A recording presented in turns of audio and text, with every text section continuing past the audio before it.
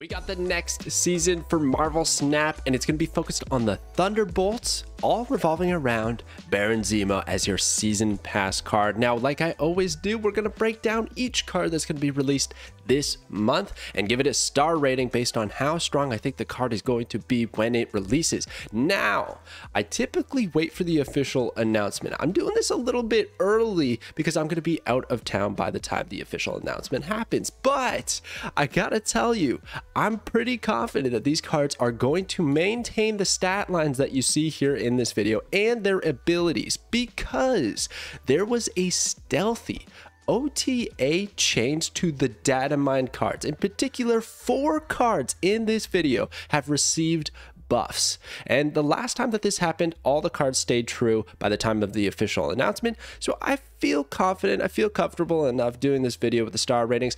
If there are changes from the video compared to this video, then maybe I'll cover it at a later time and adjust my star ratings, but I don't think they're going to change all that much. In fact, I think it's going to stay the exact same. So we're going to talk about each one of these cards, starting with the season pass card that did in fact receive a buff, as you're seeing right here, and that is Baron Zemo. How hype is it to finally get Baron Zemo in the game? I mean, I feel like out of all the characters using custom cards, this has to be the most used character.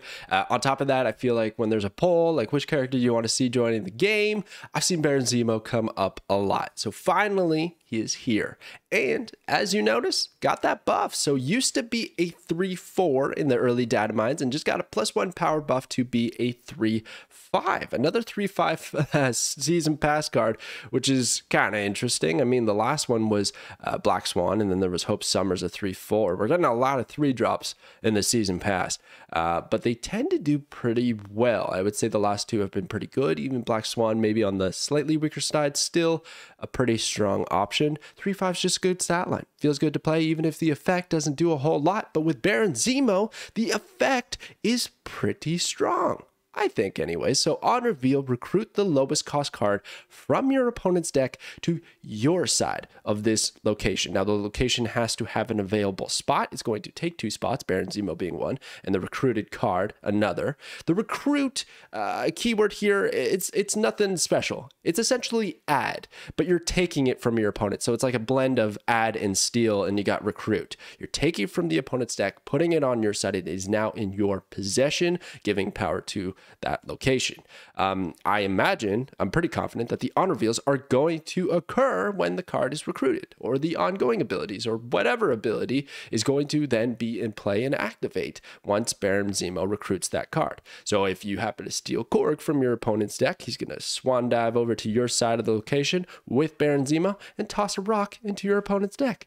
Now, the problem with this is that you're taking the lowest cost card from your opponent's deck, which means that they have a higher percentage chance of drawing their higher cost cards, which is probably relevant because at this point we're probably looking at turn 4, 5, 6 once after you've played Baron Zemo. So now your opponent kind of gets to the cards that they need a little bit quicker. You're essentially thinning the deck for them. However, I think there's a lot of upside, and that there's too much focus on the downside, or the worst case scenario with this card. For instance, I think leaving Baron Zemo as a turn 6 play is fantastic. You don't run the risk of thinning the deck for your opponent. You probably have a higher chance of getting something that's probably good. I mean, it doesn't necessarily correlate with that, but you would hope so anyways, that they got maybe one of their powerhouse cards chilling in the deck. Or if you've got a deck tracker, you're keeping track of your opponent's cards, happens to be some type of meta deck, you might be able to deduce what card is likely left in their deck, and then, you know, wager if you want to play Baron Zemo or not. And it's just going to be good value anyways, because not only are you getting 5 power out of Baron Zemo, but you're also getting the power of whatever you happen to steal without paying the energy toll for that card.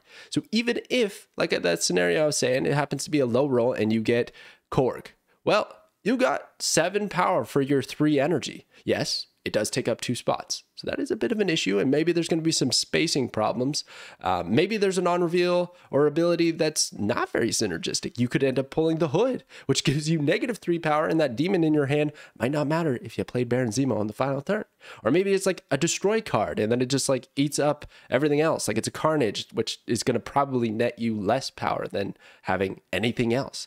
So there is a lot of downsides, and there's ways this can backfire. But I think in most case scenarios against a lot of decks, this is just great. And then there's the upside of like pulling a Hulk, pulling a 6 cost, a 5 cost, a 4 cost that's high value, even a 3 cost that's high value, right? You can steal a lot of good cards with Baron Zemo. So I think it's going to be a lot of fun. I'm giving him 4 stars. I'm excited for Baron. Stay tuned for Snapper Pass. We're going to cover in more detail. There's synergies with Yondu. Now that Yondu is destroying the lowest cost card in your opponent's deck, it makes it easier to steal something better with Baron. You can dupe this with Wong and Grandmaster, Odin, Absorbing Man. All the on-reveal synergies are going to be pretty good with Baron. And maybe, just maybe, in my wildest dreams, there's going to be a Thief mill deck put together, a little Burgle Baron, if I could say so myself. That'd be a lot of fun, man. I hope it comes together. Anyways, let's get to the next card. Next up is the craziest of all. It's Red Hulk.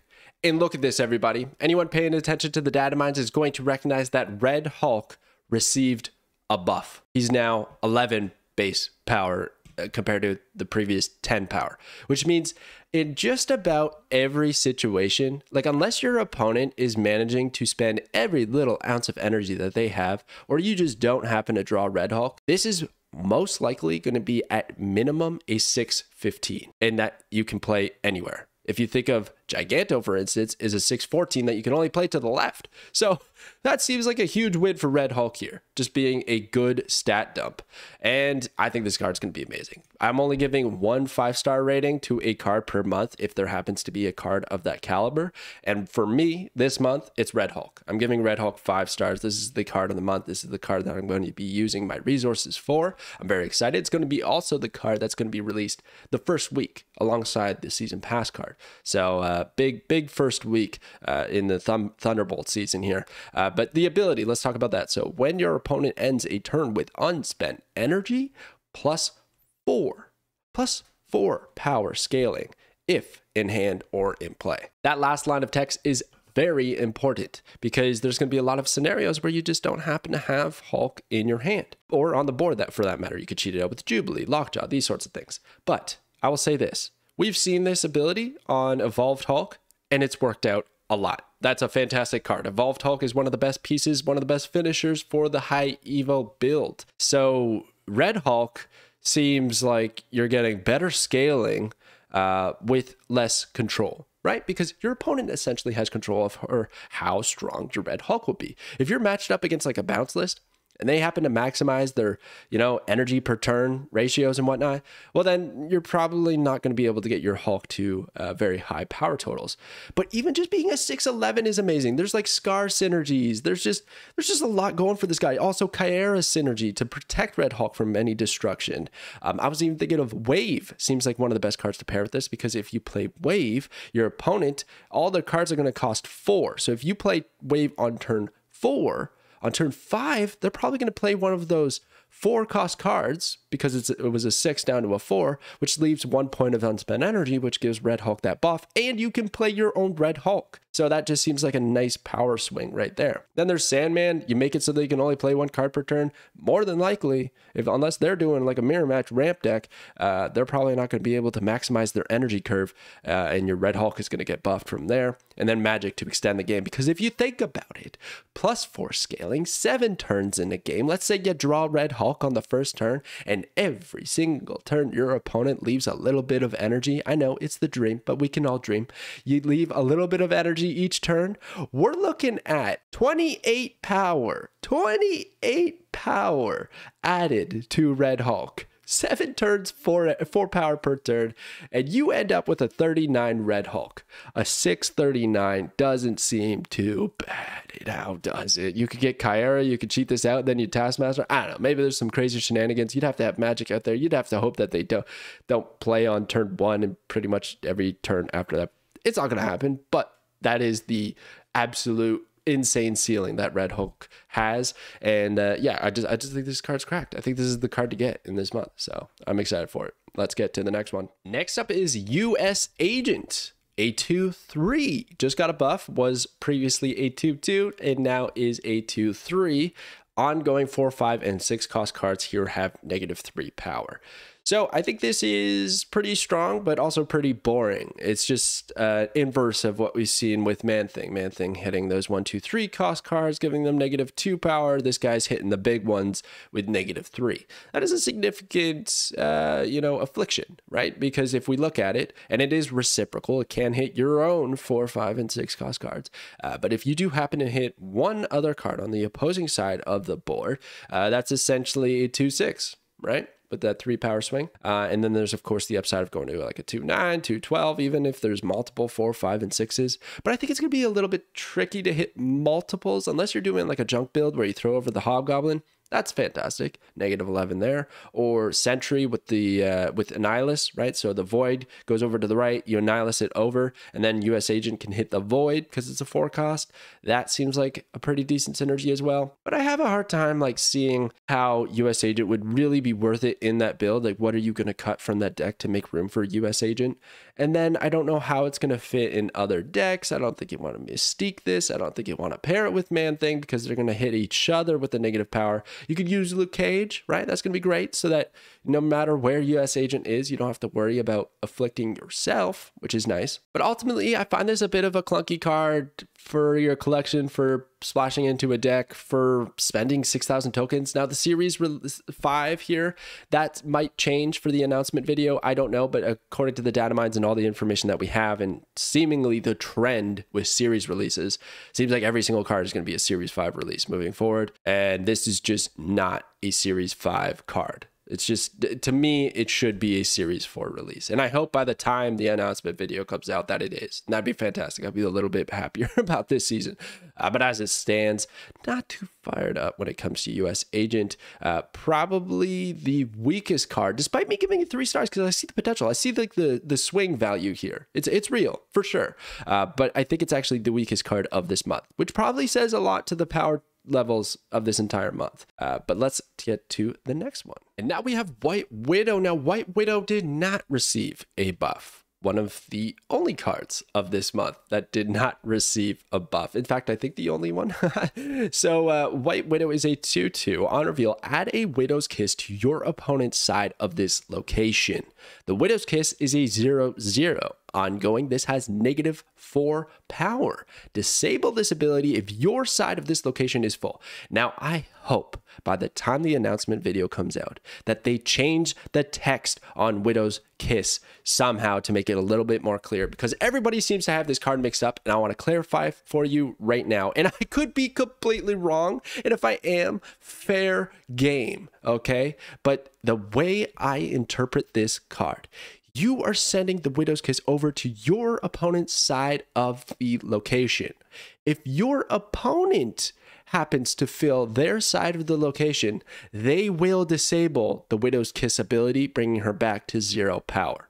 The reason I perceive it as such is because when you're reading the Widow's Kiss, your opponent is in possession of that card. If you think of it like a literal board, you're playing in person, IRL, and you give them that card, they're going to turn it around so the text is facing them. It is now their card. We know this from like Green Goblin becoming the opponent's card when it switches sides. It's not your card anymore. It's theirs. It's over there. So once you're reading this card, disable this ability if your side of this location is full. It's not the White Widow owner. It's the Widow's Kiss owner that needs to fill the location to disable the -4 power ability, okay, that ongoing ability. Or you could look at something like Enchantress to disable it, or you eat it up with Carnage. There's a lot of ways to get rid of this Widow's Kiss, which is why I'm only giving her 3 stars, because I think while it is strong, there's going to be some matchups that really just don't care about it.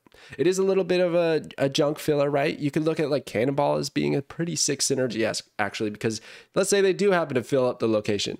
Use Cannonball, you smash a card away. So it doesn't even matter if it gets destroyed or moved, whatever. You're going to can basically do a 12 power swing because the Widow's Kiss will go back to -4 power and Cannonball's 8 power. So that is a sick synergy. You could even look at something like Stegron or Spider-Man, really anything, Polaris even, right? Moving away cards from that location to stop it from being full. So that makes White Widow a 2/6 in a lot of good conditions that also fills a spot on the opponent's side of the board.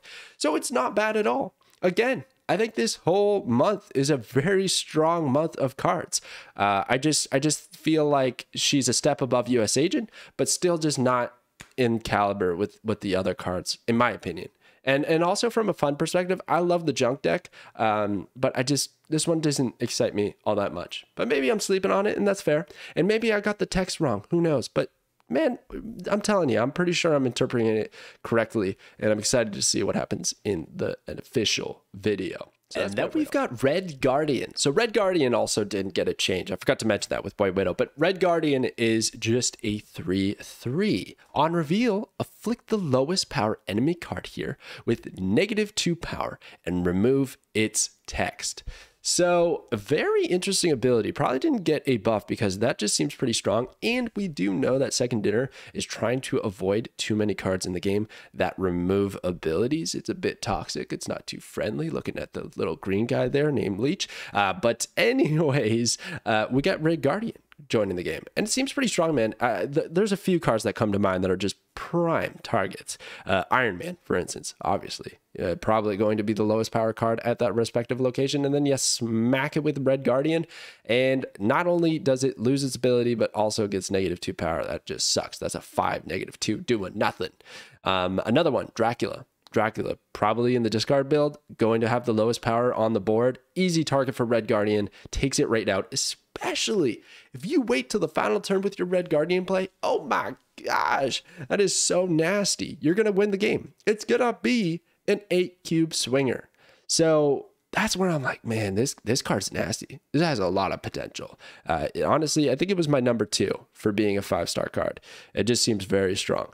A few more applications against Cerebro. Cerebro getting wrecked because Cerebro is probably the weakest card on the opposing side, unless you're doing Cerebro 0 shenanigans, or maybe Cerebro 3 with Bast. But still, like, it's got that swing potential on the final turn, and that's what we love to see. And not to mention, if you do happen to hit a decoy, you know, like they throw out a Wasp, they throw out Squirrel Girl with the squirrels everywhere, and happen to be the lowest power things, or just who knows what, right? They just happen to have that low power thing that takes the hit from the Red Guardian so that lane is safe. Well, not only could you maybe destroy those cards with like Killmonger or Lady Deathstrike or something like that to get them out of the way so that you hit the next lowest thing, but on top of that, you're still afflicting it with -2 power. It's still like a nasty-ish swing. That's a 3/5 value on this card, which seems pretty good. If it happens to have an ability, even better. So I like the prospect of Red Guardian a lot. Seems really strong. I love it in Sarah. Silver Surfer, I think that's going to be a very fun deck to play with.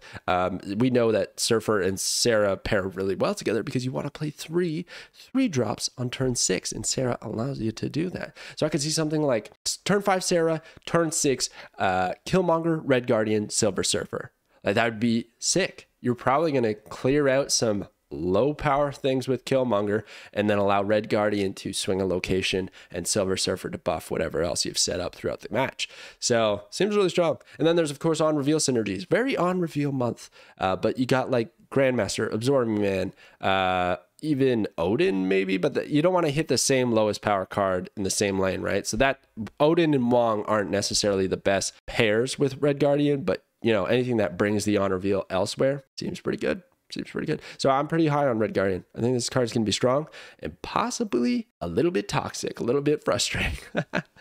Okay, we got one more. And that is Valentina, a 2/3. Also got that 1 power buff. They just kind of gave out a bunch of 1 power buffs.